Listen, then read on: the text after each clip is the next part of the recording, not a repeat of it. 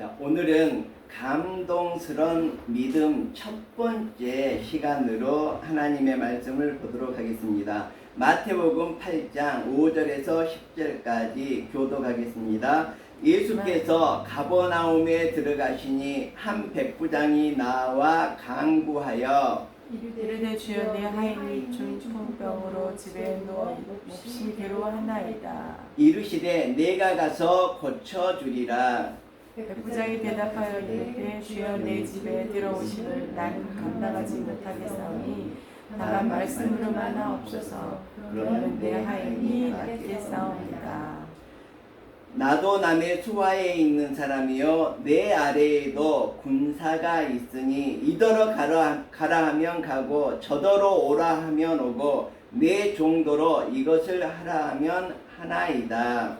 예수께서 들으시고 놀랍게 여겨 따르는 자들에게 이르시되 내가 진실로 너희에게 이르노니 이스라엘 중 아무에게서도 이만한 믿음을 보지 못하노라. 아멘. 네, 감사합니다. 오늘은 감동스러운 믿음을 가진 사람들 3명을 오늘부터 살펴보도록 하겠습니다. 자, 첫 번째 사람은 오늘 본문에 나온 백부장입니다. 그리고 두 번째 나온 사람은 사마리아의 여인입니다. 자, 사마리아 여인은 어떻게 했습니까? 자기의 자녀가 아팠습니다. 그래서 예수님께서 고쳐달라고 사정을 합니다.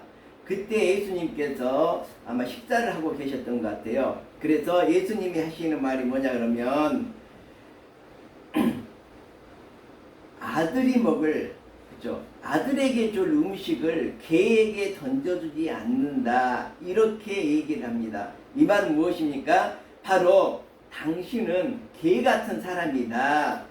이제 지금은 강아지가 매우 귀해졌지만 옛날에는 강아지가 그렇게 귀하지 않았거든요. 똥개를 말하는 거죠. 그래서 너는 개 같은 여자다. 이렇게 예수님께서 말씀을 하셨는데 여러분들은 픽 삐져가지고 토라져가지고 내가 저런 사람한테 무엇을 바랄까 그리고 뒤로 픽 돌아져서 나가겠지 않습니까? 근데 이 여인은 어떻게 했습니까?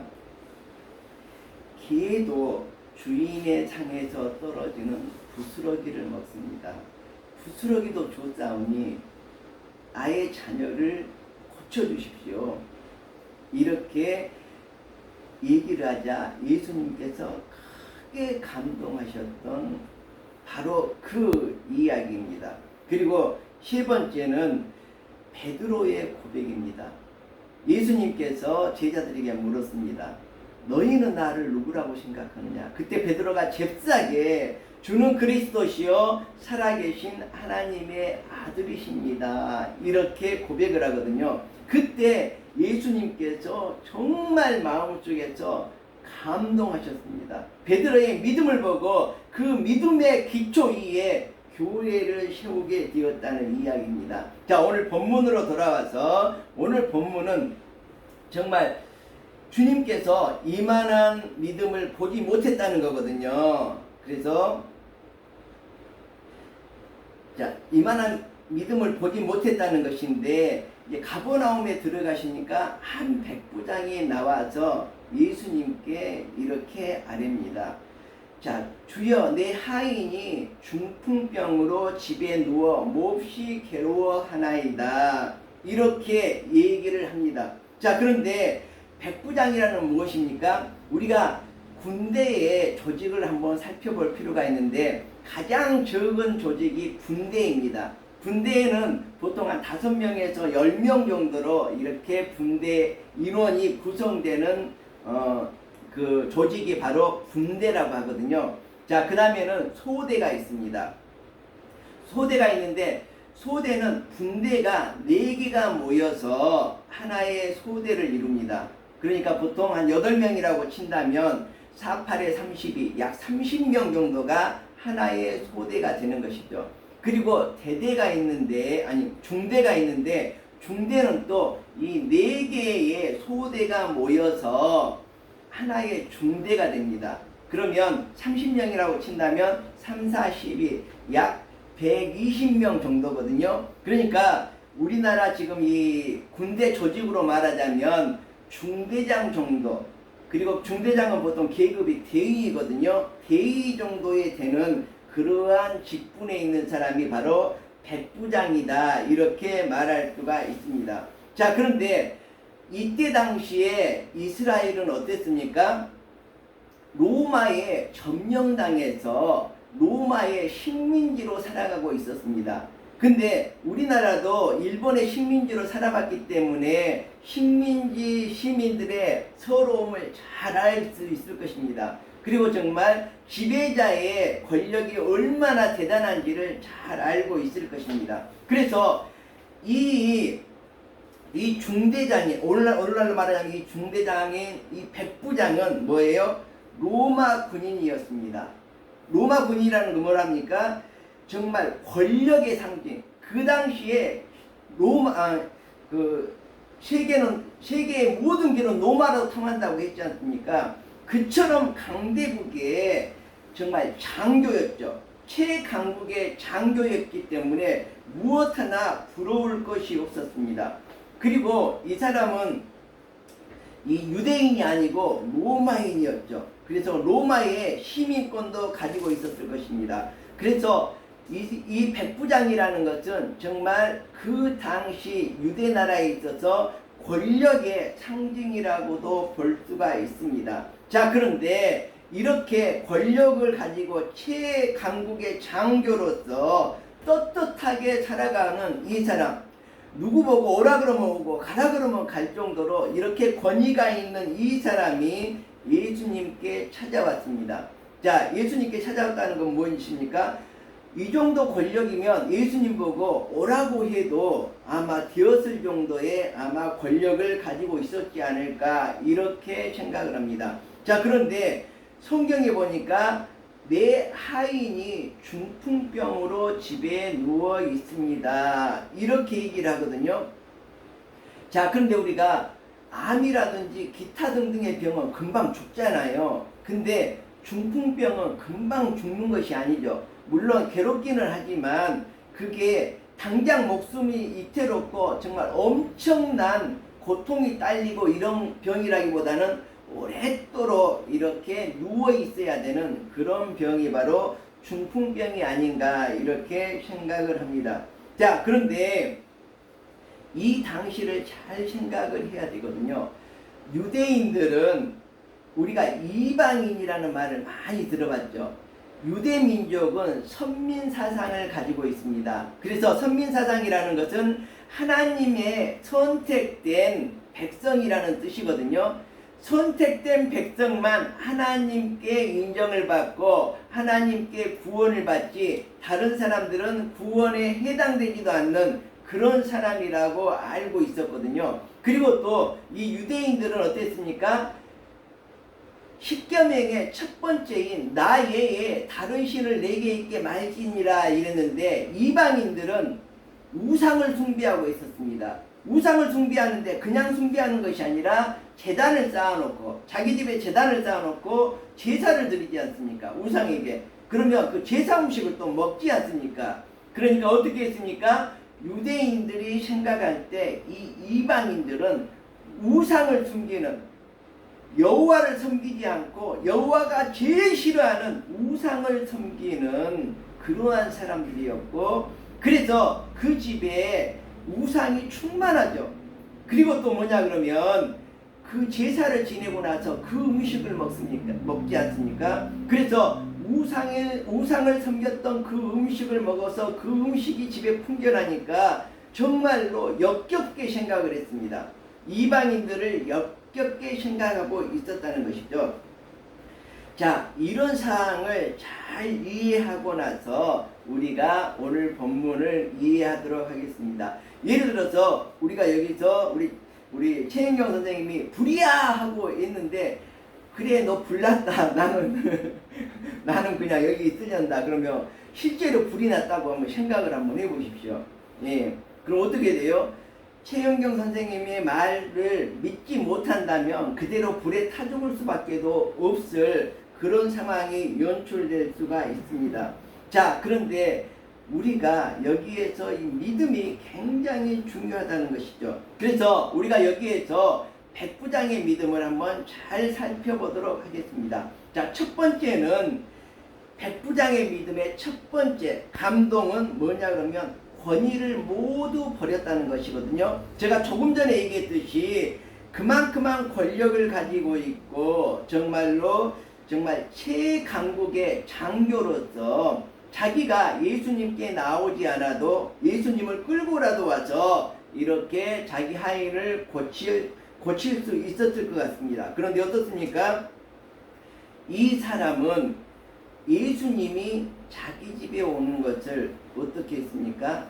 감당하지 못하죠. 왜 그랬습니까? 제가 조금 전에 배경을 설명했듯이 유대인이 아닌 모든 백성들, 대부분의 그의 백성들은 우상을 섬기고 있었고 그 우상에게 제물을 바치고 그 제물을 먹고 있었던 그러한 상황들이기 때문에 혹시라도 자기가 우상을 섬기지 않고 제물을 먹지 않았다고 하더라도 유대인들이 그 집에 들어가는 것조차 뭐랄까 꺼리고 있었다는 것이죠. 자, 이런 것들을 잘 알고 있는 이 백부장은 어떻습니까? 자기의 권위를 버려버리고 정말로 예수님께 먼 길을 찾아서 나온 것입니다. 왜 나왔습니까? 예수님의 소문을 듣고 예수님께서 병든 자를 고쳐주신다, 중풍병자를 고쳐주셨다, 이러한 소문을 듣고 내 하인을 고쳐주기 위해서 나왔다는 것입니다. 자, 두 번째는 뭡니까? 이 백부장의 두 번째 믿음이 여기에서 나옵니다. 자, 자신을 위해서 부귀영화를 누리고 자기의 출세를 위해서 이렇게 수고한 것이 아니었죠. 뭐 때문에 수고를 했습니까? 자기 종을 위해 수고했다는 것입니다. 자, 그런데 한번 생각을 해 보십시오.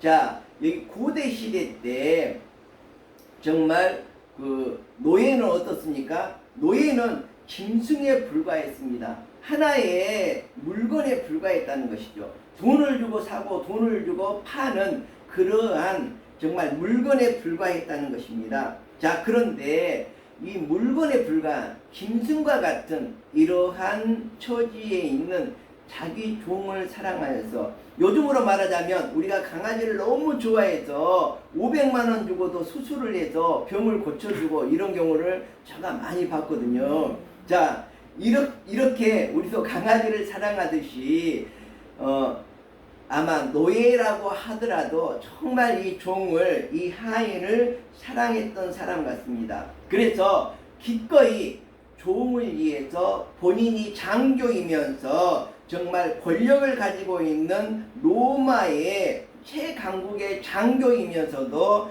그 뭐랄까 광야까지 직접 나와서 예수님을 만나게 되었다는 것이죠.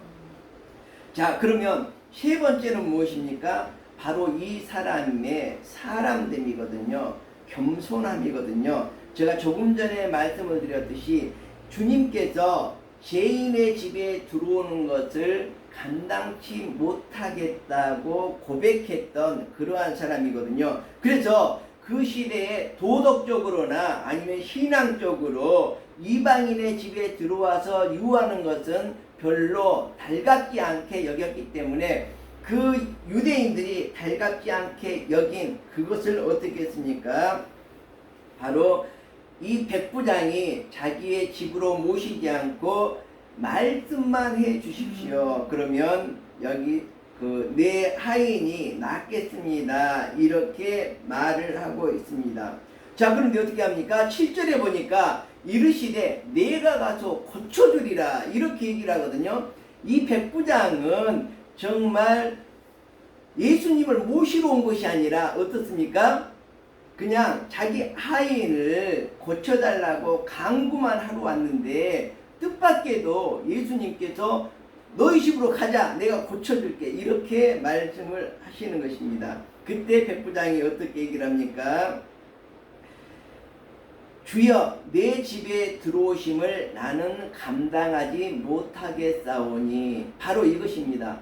우리 집에 오셔서 예수님의 이런 명예라든지 예수님의 가르침이라든지 예수님의 여러 가지 그러한 것에 누를 끼칠 수 있다는 것이죠. 그래서 어떻게 합니까? 다만 말씀으로만 하시옵소서. 그러면 내 하인이 낫겠습니다. 이렇게 말을 하고 있거든요. 자, 그래서 어떻게 하십니까? 자, 로마 장교의 집은 아주 훌륭했을 것입니다. 로마 시민이었고 백부장 정도면 굉장한 권력을 가지고 있었던, 왜 그러냐면 식민지에서 백부장이었기 때문에 100명의 그 부대를 거느린 수장이었기 때문에 그렇습니다. 그래서 이 로마 장교의 백부장의 집은 훌륭했을 것입니다. 그렇지만 이 백부장은 자신을 평가할 때 나는 이렇게 멋진 집에서 나는 멋지게 살고 있어. 나는 로마의 시민권을 가지고 로마의 정말 당당한 장교로서 나는 로마의 권력으로서 너희를 다스릴 거야. 뭐 이런 것이 아니라 자신을 평가하는 데 있어서 첫 번째는 도덕적인 차원에서 자신을 낮게 평가했고, 두 번째는 자신을 아니면 예수님을 신령한 눈으로 바라볼 수가 있었다는 것이죠. 그래서 자기보다도 예수님을 훨씬 더 높여주면서 이렇게 하인을 고쳐주기를 요구했다는 것이죠. 그래서 이 사람은 어떻게 하냐면 바로 자신이 교만하지 않고 겸손함으로 이렇게 다가갔다는 것이거든요. 자, 그런데 그 우리가 옛날에 이렇게 드라마를 영화를 본다든지 이렇게 무협지를 읽어보면 이제 대부분의 이 스토리가 그렇지 않습니까? 이제 어떤 아주 나쁜 놈이 나타나서 이제 우리 부모를 살해하게 됩니다. 그러면 호련단신으로 아들이나 딸 중에 누가 한 명이 살아남아서 이제 그 먼 길을 떠나죠. 예, 그래서 그 고수를 찾아서 하여튼 깊숙한 숲속으로 가든지 하여튼 거기 가서 저에게 무술을 전수해 주십시오. 이렇게 얘기를 하지 않습니까? 그런데 그 고수는 이 사람에게 무술을 전수해 줍니까? 전혀 그렇지 않죠. 그냥 매일 물찌개만 전하르라고 하고 그냥 걸레질만 하게 하고 이런 것만 시키지 않습니까? 왜 그렇습니까? 바로 이 사람됨, 겸손함을 먼저 갖추기 위해서거든요. 그래서 물찌개를 쥐고 열심히 이렇게 한다는 것은 이 사람의 체력을 테스트해보고 체력을 단련시키는 그러한 작업의 하나라고도 볼 수가 있습니다. 그리고 또 걸레질을 하고 막 이렇게 정말 맨날 걸레질 시킨다고 하면 짜증나고 내려가 버리면 어떡합니까? 고수에게서 무술을 전수받을 수 없죠. 그래서 이렇게 하찮은 일을 시키면서 이 사람의 심신을 단련하고 사람됨으로 정말로 이 사람의 인성부터 정말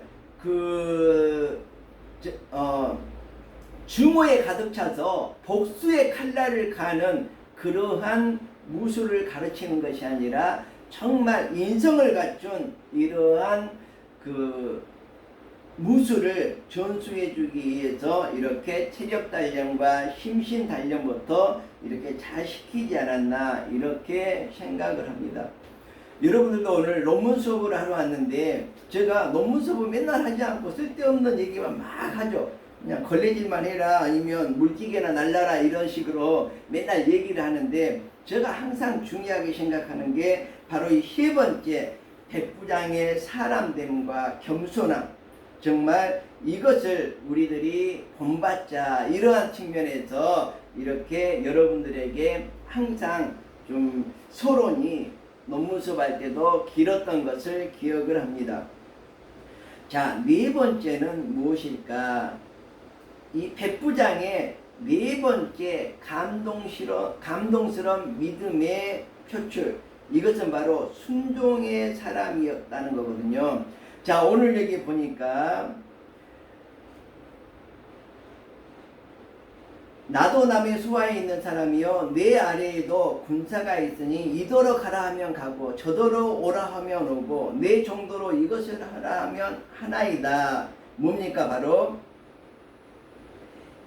이렇게 얘기를 했는데 바로 뭐예요? 말씀만 하셔도 말씀만 하셔도 내 하인이 낫겠습니다. 바로 정말로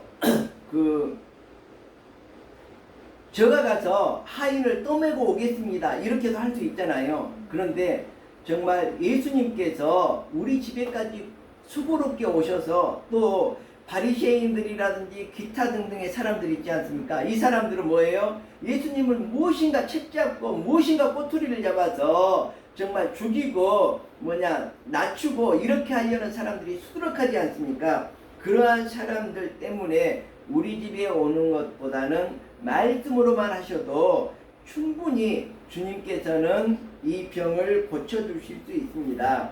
뭐냐 그러면 영적으로 예수 그리스도는 정말 왕이시고 영적으로 권위를 가지고 있다는 것을 여기서 나타내는 것이죠. 자, 우리가 성경에서 보면 가장 순종의 사람이 누구였을까 하면 대표적인 사람이 바로 아브라함이죠. 아브라함은 하나님께서 명령을 내릴 때 그대로 갔죠. 근데 그 명령이 이만저만한 명령이 아니라 하나밖에 없는 독자를 바치라는 그러한 명령이었지 않습니까? 그래서 번제단을 딱 쌓아놓고 이 번제단과 나무로 있으되 재물이 없습니다. 이렇게 아들이 얘기를 하지 않습니까? 그때 하나님께서 예비하실 것이다 하고 칼을 들어서 아들을 죽이려고 정말 제물로 바치려고 할 때 하나님께서 막았던, 그래서 이삭을 살렸던 이런 부분들을 여러분이 잘 알고 있을 것입니다. 자, 여기 제가 이름을 잊어먹었는데 미국 사람이었던 것 같거든요. 에베레스트 산을 아마 최초에 등반하던 사람이 아니었을까 이렇게 생각하는데 그 사람이 이제 네팔 안내원들의 도움을 받아서 정상에 올라가지 않습니까? 그래서 네팔 안내원이 이렇게 얘기를 했답니다. 정상에 올라가고 싶습니까? 많은 대원들에게 이렇게 물어봤습니다. 그랬더니 모두가 어떻게 해요? 저 올라가고 싶습니다. 저 꼭 올라가서 이렇게 국기를 꽂고 거기서 사진 찍고 싶습니다. 모두가 이렇게 했는데 단 한 사람 어떻게 얘기를 했을까요? 저는 당신이 시킨 대로 하겠습니다. 이렇게 했는데 단 한 사람만 정상에 올랐다는 이야기가 있습니다. 자, 임금에게 아주 옛날에 이제 누가 만들어낸 얘기겠죠. 실제 얘기는 아닌 것 같은데 임금의 아주 총애하는 신하가 한 명 있었습니다. 그래서 임금이 하루는 이 신하를 불러서 우물물 옆에 독을 하나 놓고 항아리를 하나 놓고 이 우물에서 물을 빌려서 이 항아리를 다 채우시오 이렇게 명령을 내렸습니다. 근데 그 항아리는 어떤 항아리일까요? 밑이 빠진 깨진 그러한 독이었습니다. 그래서 두꺼비라도 있으면 좀 도와줄 텐데 두꺼비도 없었습니다. 그래서 이 총에 받던 이 신하는 하루 종일 우물물을 길러서 담고 밤까지 하루 종일 했습니다. 그러다 보니까 어떻게 됩니까? 물은 채워지지 않지만 우물물은 다 마르게 된 거죠. 바닥이 보이게 된 거죠. 근데 그 물을 다 퍼내니까 우물 바닥에가 정말 달덩이만한 뭐가 있었을까요? 금덩이가 있었다는 것이죠. 그래서 저녁에 저녁 때가 다 돼가지고 임금이 도개물 다 채웠나 이렇게 하고 이제 와 보니까 고개를 굽신하면서 도개물은 못 채웠는데 우물에서 이 황금을 건져냈습니다. 이렇게 하자 임금이 그대는 참으로 충성스런 나의 신하여 내가 그대에게 이 황금을 선물하기 위해서 이 일을 시켰다고 이렇게 얘기를 했다는 그런 이야기가 있습니다. 우리들도 정말로 주님의 명령에 순종하는 사람, 말씀을 따라서 살아가는 사람, 정말 명령을 따라서 살아가는 사람이 된다면 바로 우리들도 이 총애받는 신하처럼 정말로 하늘에서 커다란 보상이 있으리라고 생각합니다. 기도하겠습니다. 하나님, 우리가 믿음을 갖고 살아가게 해주심을 감사합니다. 주님께서는 너의 믿음대로 되라고 말씀하고 계십니다. 우리가 주님을 믿는 자가 되게 해 주시옵소서. 그리고 저 천국을 보이는 사람들이 되게 해 주시옵소서. 백부장의 믿음을 본받아서 믿음의 부자가 되게 해 주시옵소서. 예수님의 이름으로 기도합니다. 아멘.